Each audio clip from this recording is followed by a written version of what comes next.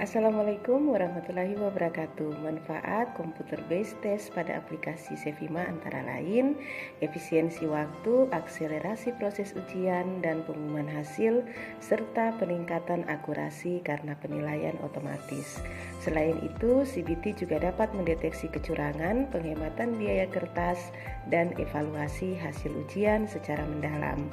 Sistem informasi akademik Poltekkes Kemenkes Palu sudah dilengkapi dengan fitur CBT sehingga dapat memudahkan kita sebagai dosen, terutama dalam efisiensi pembuatan soal, pelaksanaan ujian, dan evaluasi hasil belajar mahasiswa. Di video ini mari kita belajar bersama bagaimana cara menggunakan CBT dengan mulai dari membuat bank soal, paket soal, dan membuat jadwal ujian pada platform Edlink. Setelah masuk portal sistem informasi akademik, lalu kita pilih SIM Computer Based Test, maka akan muncul tampilan di sebelah kanan status dan home base kita. Lalu klik dan kita akan ditampilkan beranda CBT.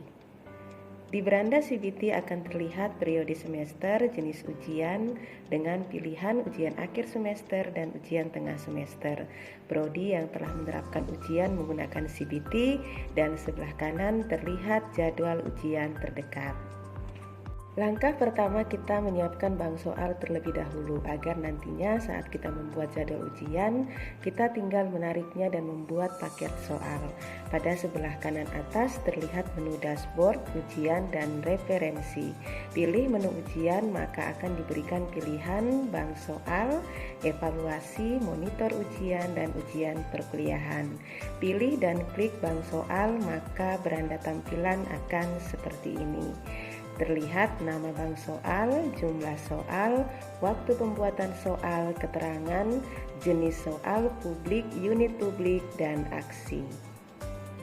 Seperti halnya dalam membuat kuis, untuk membuat soal pada bank soal dapat dilakukan melalui beberapa cara. Pertama, kita dapat mengunggah file soal yang telah ada, namun dengan catatan wajib menggunakan template format soal yang tersedia, atau bisa kita mengetik secara langsung.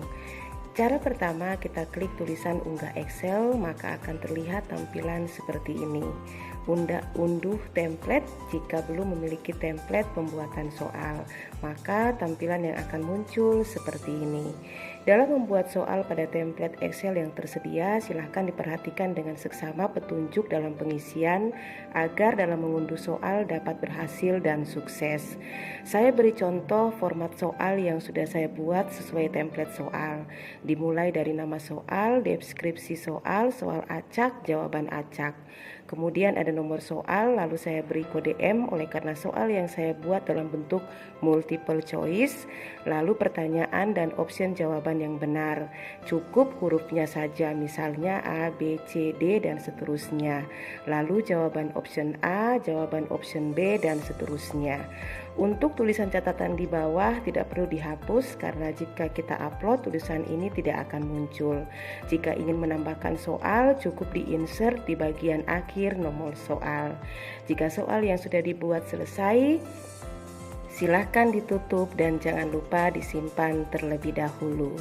Jika telah selesai, kembali ke tampilan awal, klik unggah Excel, lalu klik pilih file dan cari file yang telah tersimpan tadi. Lalu buka dan unggah Excel. Selanjutnya, secara otomatis soal telah tersimpan. Untuk melihat, maka kita dapat klik kolom aksi. Nah, ini tadi soal yang telah saya tambahkan. Terlihat nama soal, jumlah soal, waktu pembuatan, jenis soal, publik, unit publik, dan aksi. Pada bagian seperti unit publik yang belum terisi, nanti dapat kita edit kembali pada kolom aksi. Jika kita klik kolom aksi, maka akan terlihat seperti ini. Silahkan dibaca dengan seksama keterangan yang terdapat pada tampilan ini. Jika publik, kita centang, maka soal akan dapat terlihat oleh admin dan dosen. Jika ingin mengubah, maka silahkan memilih kolom edit, lalu silahkan ganti bagian yang ingin diubah, lalu simpan kembali. Untuk melihat soal pertanyaan dan jawaban yang telah kita buat, maka pilih dan klik kolom pertanyaan di sebelah kiri. Maka akan terlihat semua soal yang sudah dibuat, mulai dari nomor soal, pertanyaan, jenis, jumlah option, jawaban yang benar, waktu pembuatan, status soal, dipakai atau tidak, dan aksi. Mohon untuk memastikan bagian-bagian ini bahwa semua sudah terisi dengan benar, karena jika tidak, maka ada yang salah dalam template soal yang diunggah. Untuk melihat isi soal, maka dapat mengklik detail pada kolom aksi, maka akan terlihat mulai dari status, nomor soal, jenis jawaban, pertanyaan dan jawaban, serta akan terlihat mana option jawaban yang benar. Cara kedua, kita dapat membuat soal secara langsung dengan cara mengetik pada kolom pertanyaan. Pertama, kita masuk kembali pada tampilan awal, lalu pilih dan klik menu tambah. Dan terlebih dahulu kita tuliskan identitas soal, mulai dari nama soal, keterangan, soal acak, jawaban acak, publik, dan bagikan. Pastikan yang bertanda bintang wajib untuk diisi. Jika sudah, lalu klik simpan. Jika telah tersimpan, maka tampilan akan seperti ini. Sama seperti membuat soal dengan langkah pertama, kita pilih dan klik kolom pertanyaan di sebelah kiri. Yang berbeda adalah jika kita menambahkan secara manual, maka akan terlihat pada tabel belum ada soal yang terlihat. Maka untuk menambahkan, kita pilih dan klik tambah data dan mulai kita ketik soalnya. Terlihat status aktif nomor 1 dan ketikan pertanyaan pada kolom ini, option jawaban dan centang jawaban yang benar, lalu simpan. Jika ingin mengedit soal, maka klik kolom edit. Jika ingin menambahkan nomor soal, maka klik tambah baru, lalu simpan. Jika telah selesai, kita dapat kembali ke daftar. Semoga video strategi efektif belajar CBT dalam membuat soal pada bank soal dapat bermanfaat bagi kita semua. Pembelajaran daring dapat mengubah dunia menjadi ruang kelas.